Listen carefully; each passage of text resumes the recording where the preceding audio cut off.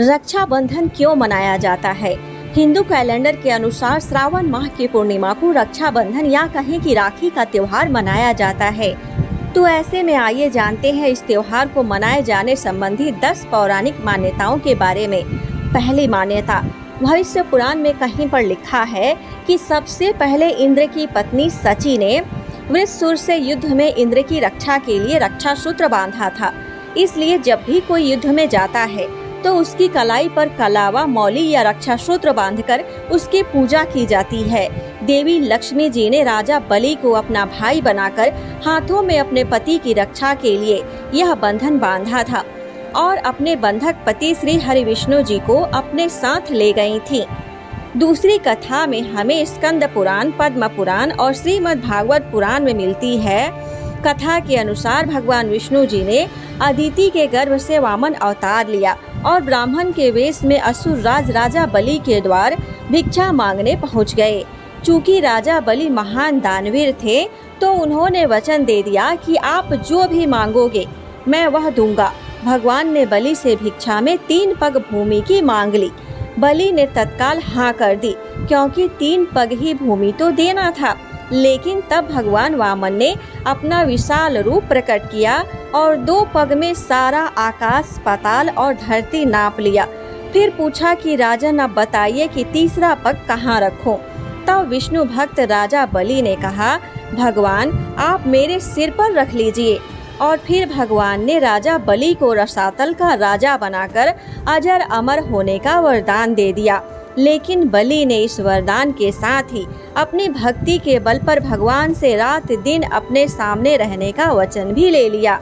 तीसरी मान्यता यह है कि भगवान को वामन अवतार के बाद पुनः लक्ष्मी जी के पास जाना था, लेकिन भगवान ने ये वचन देकर फंस गए और वे वहीं रसातल में बलि की सेवा में रहने लगे। उधर इस बात से माता लक्ष्मी चिंतित हो गईं। ऐसे में नारद जी ने लक्ष्मी जी को एक उपाय बताया।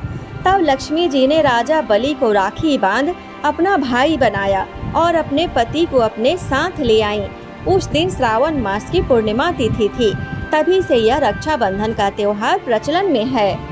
चौथी मान्यता, माना जाता है कि राष्ट्रीय यज्ञ के समय जब श्री कृष्ण ने शिशुपाल का वध कर दिया था तो तब उनकी अंगुली से खून बहने लगा था। इसे देखकर द्रौपदी ने तुरंत ही अपनी साड़ी का एक टुकड़ा फाड़कर उनकी अंगुली पर बांध दिया था।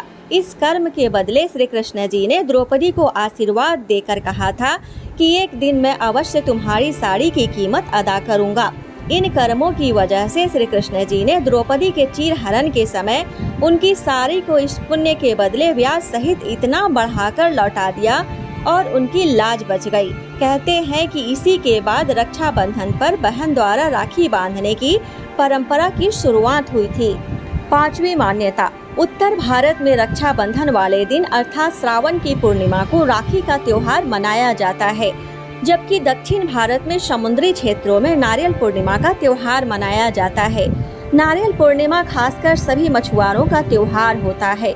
मछुआरे भी मछली पकड़ने की शुरुआत इसी दिन से भगवान इंद्र और वरुण की पूजा करने से करते हैं। पूजा के दौरान विधिवत रूप में उन्हें केले के पत्तों को समुद्र किनारे नारियल अर्पित किए जाते हैं। इसीलिए इस राखी पूर्णिमा को वहाँ नारियल पूर्णिमा भी कहते हैं।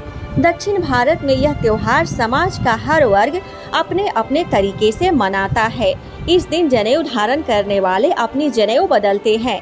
इस कारण इस त्योहार को अभितम भी कहा जाता है। इसे श्रावणी या ऋषि तर्पण भी कहते हैं। छठी मान्यता, प्राचीन काल से ही राखी के रूप में मौली या कलावा बांधने का प्रचलन रहा है।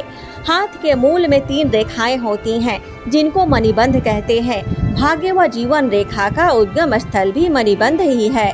इन तीनों रेखाओं में दैहिक, दैविक व भौतिक जैसे त्रिविध तापों को देने व मुक्त करने की शक्ति रहती है। इन मणिबंधों के नाम शिव, विष्णु व ब्रह्मा है। इसी तरह शक्ति, लक्ष्मी व सरस्वती का भी यहाँ साक्षात वास रहता है।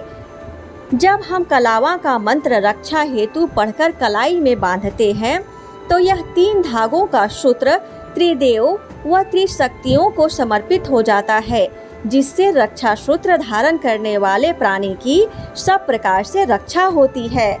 सातवीं मान्यता, शास्त्रों का ऐसा मत है कि मौली या राखी बांधने से त्रिदेव ब्रह्मा, विष्णु व महेश तथा तीनों देवियों लक्ष्मी, पार्वती व सरस्वती की कृपा प्राप्त होती है।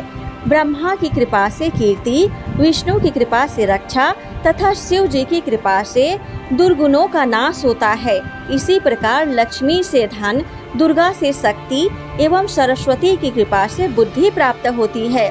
यह मौली किसी देवी या देवता के नाम पर भी बांधी जाती है, जिससे संकटों और विपत्तियों से व्यक्ति की रक्षा होती है। यह मंदिरों में मन्नत के लिए भी बांधी जाती है। आठवीं मान्यता, संकल्प के लिए भी रक्षा सूत्र बांधा जाता है। जिस तरह की राजा बलि ने 3 पग भूमि को दान में देने के पहले जल छोड़कर संकल्प लिया था कि मैं 3 पग भूमि दान करता हूँ, इसी तरह रक्षा बंधन पर हम बहन को उसकी रक्षा का वचन देते हैं। मौली बांधकर किए गए संकल्प का उल्लंघन करना अनुचित और संकट में डालने वाला सिद्ध हो सकता है। यदि आपने राखी या मौली बांधी है तो उसकी पवित्रता का ध्यान रखना भी जरूरी हो जाता है। 9वीं मान्यता, शास्त्रों के अनुसार मौली बांधने से उसके पवित्र और शक्तिशाली बंधन होने का एहसास होता रहता है और इससे मन में शांति और पवित्रता बनी रहती है। व्यक्ति के मन और मस्तिष्क में बुरे विचार नहीं आते और वह गलत रास्तों पर नहीं भटकता है। कई मौकों पर इससे व्यक्ति गलत कार्य करने से बच जाता है। 10वीं मान्यता, महाभारत में भी रक्षाबंधन के पर्व का उल्लेख है। जब युधिष्ठिर ने भगवान श्री कृष्ण से पूछा कि मैं सभी संकटों को कैसे पार कर सकता हूँ, तब श्री कृष्ण जी ने उनकी तथा उनकी सेना की रक्षा के लिए राखी का त्योहार मनाने की सलाह दी थी। जय शिव शंभू, हर हर महादेव।